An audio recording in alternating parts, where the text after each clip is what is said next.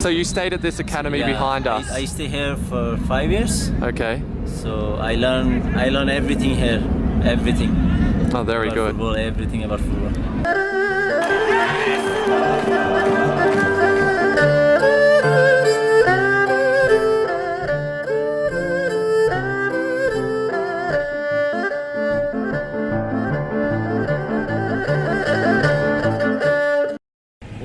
So I'm in a taxi on the way to the National Football Association. So we just arrived at the Nepal Football Association and I'm going to go in and show you what the national team looks like and how they train.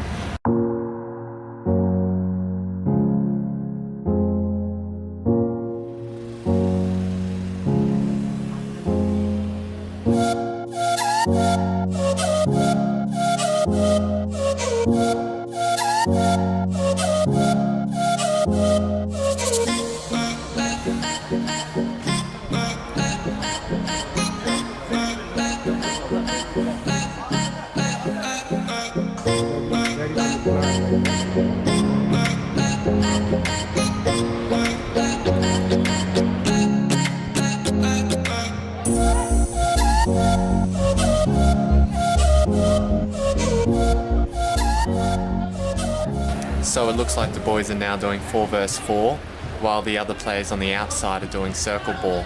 So 4 versus 4 is quite intense and it's really good for fitness. And it'll be interesting to see the quality of football here.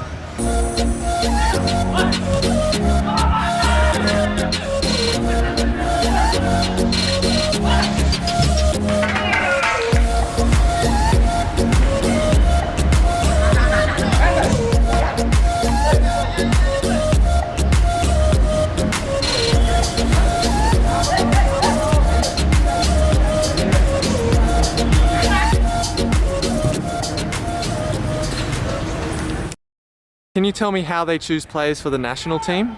So basically we choose the players from local tournaments that takes place all around the country, and we have a selection committee that goes to those places. They pick players and they call them for training here.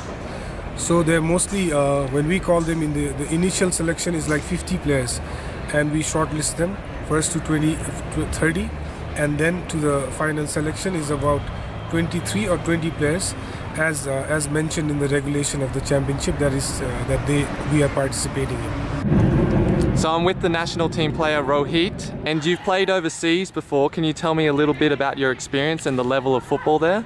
Yeah, I play for Indian club also. I play for Malaysian team and I play for Indonesian teams. In overseas, yeah, it's better. It's better. We have good facilities. We have a good crowd. We have a good management as well.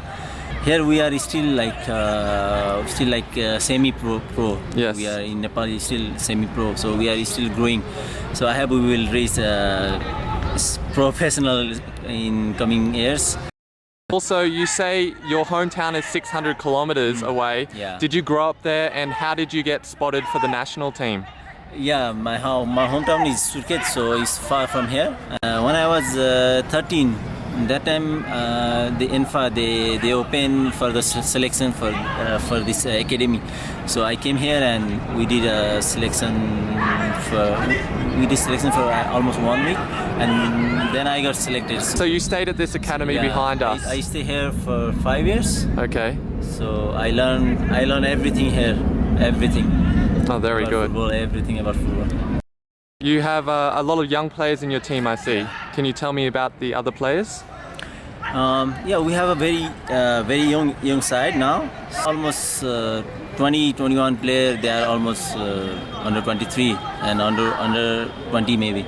So yeah, they have a very good. They have potential. So they have to work hard, and they have to prepare well for the coming years. It will be difficult, if we play in a different level, then it's gonna be difficult. So they have to prepare well for that. I will just say, like, work hard, just be humble, and just be good. Okay, thank you, bro. Thank you for speaking to us. It's my pleasure. Thank you. This is the academy? Yeah. Okay, ANFA. So the boys live here? Oh, nice. And they have a dining hall? Dining hall. And this is the administrative. Ah, and this medical. He's a new physical trainer. Okay, so just to interrupt this video, I thought the setup that they had there was really impressive. Just imagine you're a youth player and you're at that academy like Rohit was at 13 years old. The academy is overlooking where the national team train. You watch all of your idols, and the thing is, if you're good enough, then one day you'll also be able to wear that national team jersey. And just the thought of that was like, wow. Now in terms of the football, it was okay. The boys are quick, they work hard. They made quite a few mistakes and their positioning was not so good, but overall it was decent. It was decent to watch.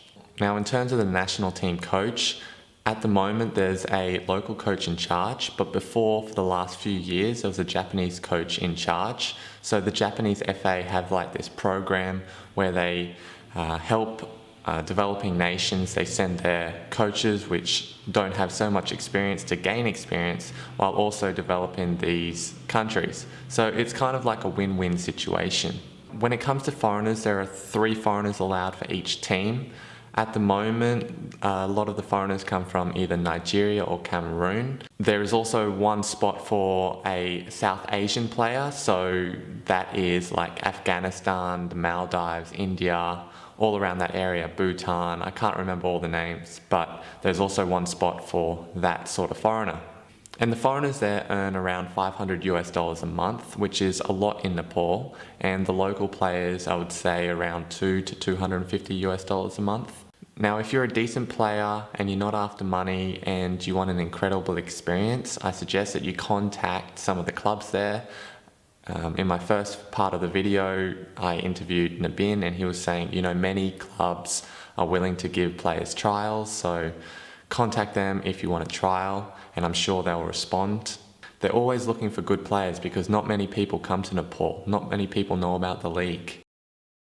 Alright, just finished at the Nepalese Football Association. It was really nice seeing how the national team train and learning about the league and how the young players are developing in Nepal. Obviously the infrastructure is not there at the moment and Kathmandu is such a congested city, so it's hard to actually build fields, and that's probably one of the problems that they have.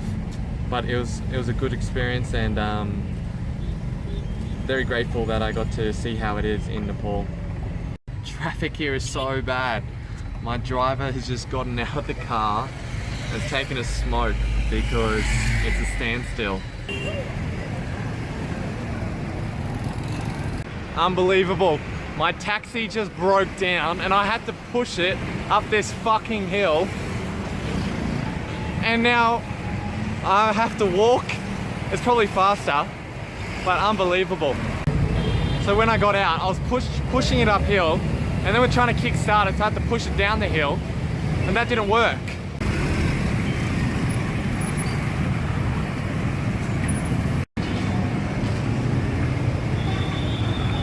I just reached Bodha Stupa, this temple. So many people here at the moment, beautiful. People are walking 3 rounds.